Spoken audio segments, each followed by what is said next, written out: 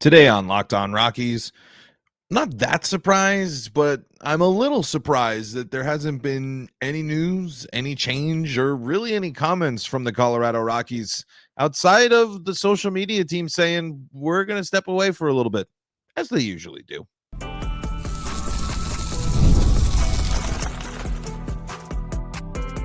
You are Locked On Rockies, your daily Colorado Rockies podcast. Part of the Locked On Podcast Network, your team every day. Rock on Rockies fans, welcome into the Locked On Rockies podcast for today, the first day of October in the year 2025. I'm your host of the Locked On Rockies podcast, Paul Holden, bringing you your daily Colorado Rockies talk right here on the Locked On Podcast Network, where you can find your team every day. And if your team is the Colorado Rockies, guess what? You're in the right spot, because that's what we do around here each and every day, free and streaming on your favorite streaming services and on the Locked On Rockies YouTube channel, where you can be part of the show. You can fire off your Rockies hot takes. You can let me know what's on your mind when it comes to the Colorado Rockies. And when you leave those comments, when you like the videos, when you subscribe to the channel, you help the show grow. It's the best way to help the show, help support the show, and help support Rockies fans getting more daily Rockies content in their feeds. So really appreciate all your support there. We're going to be reading your comments at the end of the show from yesterday's episode. And in today's episode, I want to continue. We're going to dive into position player recaps and everything like that coming up probably next week. But I wanted to use this week to kind of continue to just digest everything. And in reality, I was hoping to be reacting to news and of change for the Rockies here. And so far, it continues to be quiet. And when I say quiet, it's not just in terms of like, oh, you know, there's all these other moves. There's teams who have been making adjustments. Teams are already announcing their things. The Rockies need to get on this. If they're behind on that, maybe they have the moves in place. They're just waiting for something. I don't know. But I'm also saying quiet in terms of like, where is any sort of the accountability from the ownership? We touched on this a little bit yesterday, but I do think it's a little weird we haven't heard from Dick Monfort since the end of this season. Before we go any further, today's episode is brought to you by Gametime. Download the Gametime app, create an account, and use code LOCKEDONMLB for $20 off your first purchase.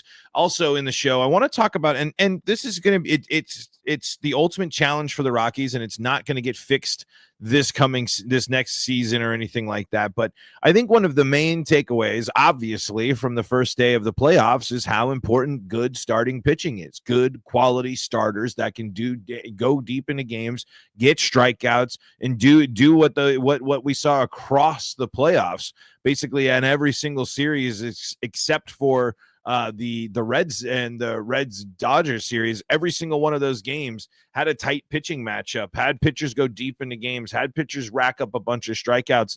And every game in the playoffs today, outside of the Dodgers and Reds game, which, you know, as of recording, it's still going on, and technically the Reds have the bases loaded up in the top of the eighth, so the game's not over.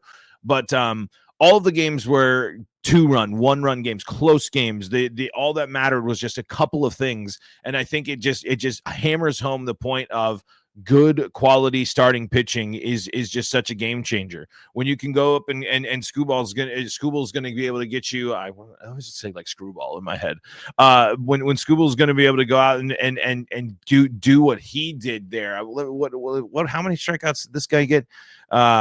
14 strikeouts over 7 1/3 or 7 2/3. You know, and only 3 hits in that time. When you go here and when you take a look at for the Cubs here, and that they didn't have necessarily the most when it came to the starting pitching, leaning on the bullpen a little bit more, but still 4 1/3 here, only 4 hits with an earned run, but a couple of strikeouts. I know it's not the best example, but still, these are the and then of course Boston. That's who we really wanted to talk about. Garrett, he goes out there and gets 11 strikeouts, 1 earned run, 4 hits over 7 2/3. When you get that, that level of performance, it's just a total game changer. So we'll we'll revisit that and just kind of highlight not only how important it is for the playoffs, but just in general, when you can have those type of weapons and how far off the Rockies are from having those weapons. But I wanted to start by revisiting something that I mentioned a little bit here, where I just find I find it really shocking that there hasn't been any sort of follow-up or news in these first few days of the offseason. Maybe I'm getting carried away, but to think it's only been 48 hours, it's only been a couple of days, hold your horses. But when I see Blake Street Banter mention this, when I see DNVR mention this, when I go over to the mailbag here from the Denver Post from Patrick Saunders here, and this is, let me find when I said this thing here. Answering a question from Dell from Lamar. With the season grinding to a painful end, if you were a betting man, what are the odds that Monfort will make earth-shattering changes? I'm talking about the front office, president, new GM, new analytics, letting others make baseball decisions, etc. And Patrick's response to this is, Dell, as I write this, I'm waiting for the Rockies to make significant changes. I thought they would happen on Monday, the day after the season ended. That didn't happen, but changes are coming, and I believe that Bill Schmidt will be out as general manager. As for earth-shattering changes, I wouldn't place a bet because I don't know how much power owner Dick Monfort is willing to give up. We'll know soon. And so when I see multiple media, Denver people covering the Rockies, when I see multiple people pointing out and kind of saying, like, what's the holdup here? That just kind of triggers me to think of, like, again, it's just Rockies quirk. Doing it the Rockies way, doing it how they, doing it with their philosophy, doing it what they think is right, and I just sit here and I wonder, I'm like, for there to be no news yet, for there to be no comment, and I said this in the opening here, the only comments, really, the only thing that we've gotten from the organization is a post on Twitter about the social media team taking a break, a well-deserved break. And I'm not saying anything other, but it's crazy when you've heard more from the Rockies Twitter team than the owner of the team after what just happened this year. And now, maybe with the change, maybe if there's a lot of changes, if things are really going to be different, if there's a lot of things that are going to happen all at once, this is giving them the benefit of the doubt, of course. Maybe they're saving it all for one big press conference, one big thing here. Boom, we've moved on from Bill Schmidt. We've made these changes. I'm relinquishing some power. I'm stepping away. I'm letting Walker have more of a say or influence, all of the possible things. Maybe they're just waiting to do it all in one big thing instead of just doing the social media posts or what we've been seeing of, oh, this person's no longer the manager, blah, blah, blah, blah, blah. It just rings, though, another situation, another moment where the Rockies are behind the 8 ball, where they're behind. It's just where, like, this is, you're already 2 days behind. If you haven't made your decisions or some of your decisions already, that's a big problem. And I've harped on that point here throughout this week so far. But I just thought it was kind of interesting just going through and seeing and seeing multiple people kind of who covered the team pointing out and saying, we expect the change, we anticipate the change, we think that these change like Bill, moving on from Bill Schmidt is going to happen, but it's still weird that it hasn't happened. It's still weird that this is a situation in which, there's been no accountability. Like we mentioned on the pod yesterday, we talked about Steve Cohen, owning up there to the Mets. But maybe there is something bigger brewing here in terms of an announcement or in terms of announcing change within the Rockies. But are they really going to, like, hold a press conference and just be like, We've moved on from Bill. We're making a change at GM. We're making a change at pitching coach. We're making it. We're going to open up the manager shirt. Schaefer is certainly a candidate still, but we're going to open the managerial candidate search up, and they might do all this. That's a lot all at once, and I for a team that doesn't always like to own up, for a team that doesn't, and an owner that doesn't want to kind of step into the limelight and answer some questions and communicate. Not really holding my breath that we're going to hear anything soon, but at the same time, the Rockies can't go much further without announcing something. So it's a weird place for me in my headspace right now. Let me know what you think. What changes the Rockies might be thinking about considering, or if any are going to happen at all, in the Locked On Rockies YouTube comment section down below. More Locked On Rockies coming up next. Before we do that, though, got to tell you about the folks that help make this show possible, and that includes Gametime. I love Gametime. Why? Because there's nothing like catching a baseball game live. The energy, the crowd, the chance to see your team in person. Now you got to wait for the Rockies, but actually getting tickets, that's the tough part. Queues, login screens, and surprise fees takes all the fun out of it. That's why you can use Gametime, the app that gives the advantage back to fans. Gametime is fast, easy, and backed by the Gametime guarantee. You'll always get 100% authentic tickets delivered on time and at the best price, plus all fees are included. So the price you see is the price you pay. I like the fact that you can sit there and have confidence knowing that it's a big event. It's getting close. You're saying, wait a minute, if I just wait, I can be confident knowing I'm going to get a legit ticket right up until and a little after the start of an event, and you're going to get a great deal on it as well. You can see if you want to save some money, if you're just saying, hey, I'm just hoping to get a great deal, not too picky about my seats, check out the zone deals too. You can pick the section, Gametime picks the seats, and you save big. Download the Gametime app, create an account, and use promo code LOCKEDONMLB for $20 off your first purchase. Terms do apply. Again, that's promo code LOCKEDONMLB for $20 off. Swipe, tap, ticket, go, download Gametime today. We're also brought to you by Monarch Money. Most people can't name all their financial accounts or even what they're worth, whether it's 401ks, properties, or investments. And when you don't have the full picture, you can end up leaving money on the table. That's why there's Monarch Money. It's an all-in-one personal finance tool that brings your entire financial life together in one clean, easy-to-use interface on your laptop or your phone. Monarch is built for people with busy lives. If you've put off organizing your finances, Monarch is for you. Monarch does the heavy lifting for you, and you can link all your accounts in minutes, see clear data visuals, get smart categorizations of your spending, and finally feel in control of your money without ever touching a spreadsheet. You can identify and find those little expenses and those little things that are getting in the way from helping you save and reach your financial goals. You can maximize your investments, increase your savings rate, and easily review your finances with your partner and or financial advisor, keeping a clear view of your financial health week to week and long term.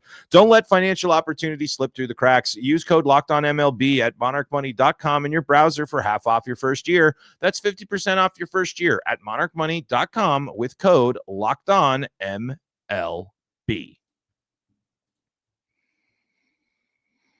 Locked On Rockies here, back with you for segment number 2 of today's episode of Locked On Rockies. Free and streaming on your favorite streaming services and on the Locked On Rockies YouTube channel. We are your daily Colorado Rockies podcast right here on the Locked On Podcast Network. You can find your team every day. Let's see here. Jared says Bruce Bochy was just released by the Rangers. Nothing against Warren, but Bruce would be a huge upgrade at manager. The big thing that goes back to why I am frustrated about the lack of moves or the lack of announcements or the lack of anything to start the offseason is, maybe they were waiting to see who gets released and what options are there. But I just don't know how far along the plan is. They've had a lot of time to figure out how they want to handle this moment and this situation. You've really been looking at this situation since, literally the first month of the season. What does this look like? Now how do you rebuild and how do you get out of this? So I think I think before you can get even close to excited about thinking about certain managers here, we need to see an example or hear at least. I don't know if hearing from them is really even good enough, because when you think about it, we've heard that this team is going to go outside the organization, done anything like that. We're gonna do our due diligence. We've heard that type of stuff before they just go with their guy from within the organization, go with their the easy situation there. So before even thinking about those type of candidates and thinking about any of those possibilities, I got to see something from the team. But there's a lot of good candidates out there. The candidates have to be in an interesting, they have to be able to, they got to be able to work with a young team. You know what I mean? The Rockies are going to need to find a guy that's going to be able to work with the young team, help develop some of these players, and really figure out how to get these guys to levels and get and whether it be lineup construction and or pushing them into, hey, we're going to steal more bases, or we're going to try to do more things, we're going to try to be more aggressive in these areas. They're gonna have, whoever the manager is going to have to try to unlock some second gear out of basically the entire roster going forward here. But we'll read some more comments here coming up in just a little bit. But I wanted to kind of share and I really kind of spoke about it already in the first segment, but I just want to kind of hammer home just to emphasize the significance of quality pitching and why that, I mean, even, it's crazy. Last year, I was sitting here and I was preaching the whole, hey, it's offense. Rockies focus on the offense. Be an offensive-minded team. Be a team that focuses on offense. Be a team that does something crazy and just outslug everybody. But then again, you look at how important it is to have these guys that to go out there and do damage here. We didn't talk about it. We Max Fried in this game against the even though the Yankees lost there, he goes out there and he also throws 7 innings worth of balls, strikes out 7. So when you get these when you get these guys that can set the tone like that, it just brings an ultimate level of confidence and success for your team.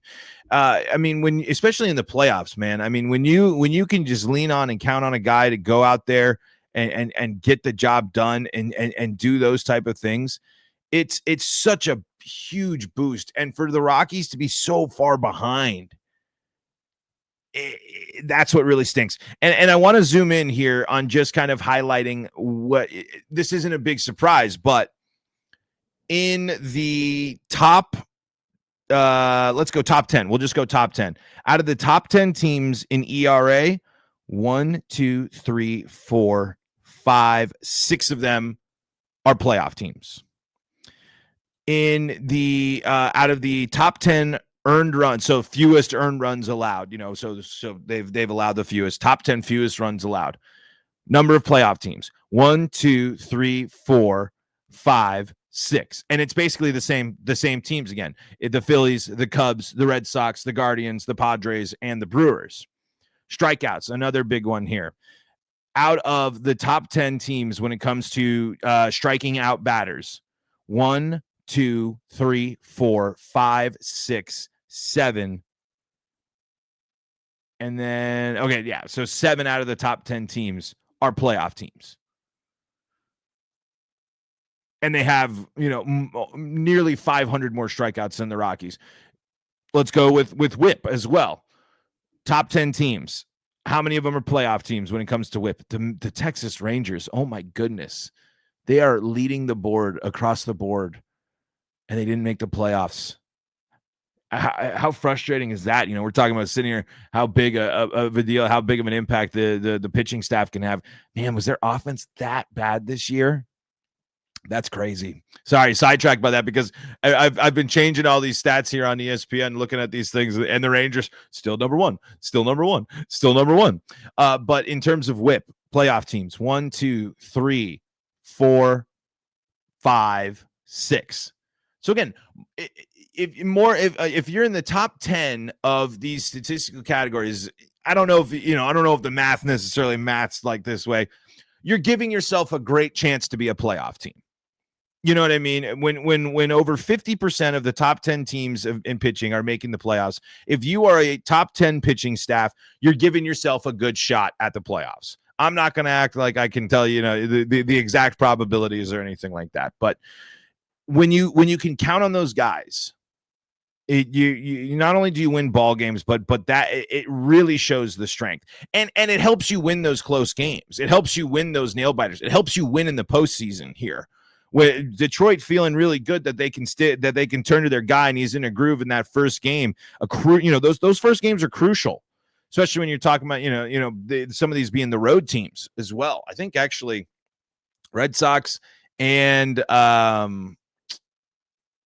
Tigers were road teams today and winning there.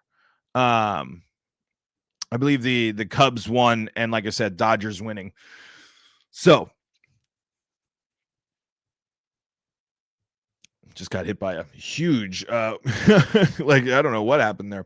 Anyway, the point is those to have those rocks, to have those starters, to have, and I know that's pitching staff across the board. I get that. But when you can, when your guys are keeping you, when you're not letting in a lot of stuff, when you're limiting that damage, and if you were able to translate that, that level of success, a top 10, again, I'm not saying best pitching staff in baseball, a top 10 team in those categories, which as much as its cores, like building a good team, it shouldn't be that crazy to be top 10 in some categories there. If you can do that, if you can be a top 10 pitching staff in baseball, mixed with your home environment and mixed with the team that's supposed to be more offensive minded, or at least, designed for a more offensive approach when you're talking about its history and the ballpark. It's not like that. It doesn't mean that it actually pans out that way. It's a combo that's going to work, and it's a combo that's going to work real well. And when the Rockies have had that good pitching, they've been better on the road, and that's what's helped them get into the playoffs. So a very obvious statement, but I just think it was just that kind of hits you over the head with a pan reminder today of just like, if you get a guy, if you have a starter that is a game changer, like these teams have, and then you have the mixed with solid bullpens, all you need to do is manufacture a run or two, and you're sitting yourself in a position for winning a crucial first game in a wild card series and setting yourself up for success in the postseason. So obvious, I know, but that is the elite pitcher is a massive game changer, and it was just really great to see those. I mean, great to see in terms of just enjoying high level intense baseball. Those pitchers just going in there and handling business across the league here as the most exciting time of the year for baseball is here and in full swing. All right, let's read your comments, finish up the show. We're coming up next. Before we do that, though, got to tell you about the folks that help make this show possible, and that includes FanDuel. The NFL season is here, and FanDuel has an offer you don't want to miss. Right now, new customers can bet just $5 and get $300 in bonus bets if you win. That's right. Pick a bet, put down $5, and if it hits, you'll unlock $300 in bonus bets to use across the app. You can use that for a parlay. You can use that for live in-game betting to make the action a little bit more sweet when you're watching the playoffs, when you're watching the Broncos on Sunday or Monday. In this instance, I suppose, you can see all for yourself, or maybe give you a little bit more energy, a little bit more to root for when it comes to team players on your fantasy team. Whether you're a casual fan or love diving into the stats, FanDuel makes the game day experience so much better on the safe and easy-to-use app as well. So what are you waiting for? Go place that first $5 bet. Once it wins, you're going to get $300 in bonus bets if you win. That's right. Pick a bet. Put down $5, and if it hits, you'll unlock $300 in bonus bets to use across the app. FanDuel.com to download the FanDuel app today and get started. Locked On Rockies coming to a close on this episode. I didn't dive into this Rockies mailbag as much as I want to hear, but this is a good kind of reminder, especially for me because I was asking these same questions here. And because this is what JC in Denver says. Okay, a bit premature, maybe, but day 2 after the offseason and still no breaking news headlines that Bill Schmidt has been fired, etc. What gives? How idiotic and obtuse are the Momfords? You'd think for optics alone, they would at least reassign him if nothing else. JC, you're being a bit premature. As I mentioned in a previous response, I believe some significant changes are coming soon. However, I'm surprised the club has not made an announcement yet. Other teams have fired managers, announced they are firing or retaining GMs. Actually, I don't know why the Rockies didn't instigate changes back in July. Pretty interesting where he's just saying, pump the brakes a little bit. Still don't know why the Rockies are doing what they're going to do here. Another interesting one here from this mailbag, which you should always go read on Denver Post. How did the Rockies view Mickey Moniak at this point? While he's had a nice season, he really doesn't hit lefties, and he feels more like a nice fourth outfielder than a core piece moving forward. Says Dave from Highlands Ranch. Dave, on a really good team, Moniak profiles as a fourth outfielder. For the Rockies, you'll see a lot of starting time next season. Currently, he is a key player because the Rockies lack alternatives to play right field and serve as Brenton Doyle's backup in center. Moniak had a good season, slashing .270, .306, .518 with 24 homers, 20 doubles, and 8 triples. He had a .115 OPS plus. I think he's a valuable player for the Rockies right now. And then we'll do this last one here. Patrick, what is the first thing a new Rockies GM should address on day one? How do they change the culture and truly become a draft and development organization that wins playoff games? And that's from Steve in Aurora. Wow, Steve, that's a tricky question and a huge question. Let me say that the first thing that needs to be done is to evaluate the front office and the coaches at all levels. Hopefully some of that work has already been done. Then the new GM or team president should bring in coaches and analytics people they want. Shuffling the big league roster is not job one right now. That's down the list. More questions there asked. You can go check it out in the Denver Post. And for Locked On Rockies listeners, let's see what they have to say. Jim says they need a GM from outside of the organization, and they need to let them do their job. And they need to give the manager and the team what they need to succeed. I'm no genius, but it seems to me that the players need to get good analytics and equipment at cores that will help them get better. But maybe I'm wrong. No, I'm with you. I think this is something that, it's so far off for me to criticize and the prep and and all that stuff. I know how out of line that kind of is when you're talking about an armchair quarterback guy that doesn't have nearly the level of success or influence that these guys have. But there is something about the play. There is just something about the approach that the Rockies had. What the numbers showed this year was just how far behind the Rockies looked against the competition. I do think that there needs to be more investment and a reevaluation of what that looks like for the Rockies. Let's see here. Illegal Pete says anyone that thinks Warren Schaefer is part of the solution is delusional. I mean, he has some moments there. I mean, and he had the locker room, the respect of the locker room. I think it's just more of if you're immediately making that call, if you're immediately settling with that, if you're doing that, like I said in yesterday's episode, you're really just establishing that status quo. Thomas says, good afternoon. I'm a Marlins fan and a baseball fan, so I wanted to hear your thoughts. I liked your baseline starting point as a commitment to something. From an outsider, the Rockies appear somewhat aimless. Your Bryant comments were also spot on. What a disaster. Still, I must say the team has some very nice pieces if a strategy we can set. Also, kudos to the fans there who are amazingly supportive. Even the Marlins announcers longingly remarked about the fan support despite the rough season. My affection for the area goes back to the Expos' affiliation with the Denver Bears. MLB needs a revitalized and competitive Rockies team best. Thank you so much, Thomas. We appreciate that, and I'm right there with you. I would love to see a competitive team as well. FNL Aviator says, also on this date 8 years ago, the 2017 Rockies clinch a playoff spot for the first time since 2009 in a game against the Dodgers. Good times. And Lux Ace says something. I don't know. I don't know, Lux. You're going to have to follow up me here with me and tell me where you heard this because I didn't hear any of that. Just heard something interesting today about how the owners of the Broncos actually offered to buy the Rockies from the Monfort, but Monfort declined. I don't know if that would be a lot bigger news, I feel like, at least in the circles that I travel. But let me know if I'm wrong. Folks, that's going to do it for today's episode of Locked On Rockies. Thank you so much for making us your first listen of the day. Go check out Locked On MLB and Locked On MLB Game Night for your second listen of the day. And then for your Colorado sports coverage, we got you covered. Locked On Broncos, Avalanche, Nuggets, Buffs, all free and streaming on your favorite streaming services and on YouTube. Go check them out. And thank you so much for checking us out here on YouTube as well. Until next time, I'm Paul Holden saying so long from the Locked On Rockies podcast.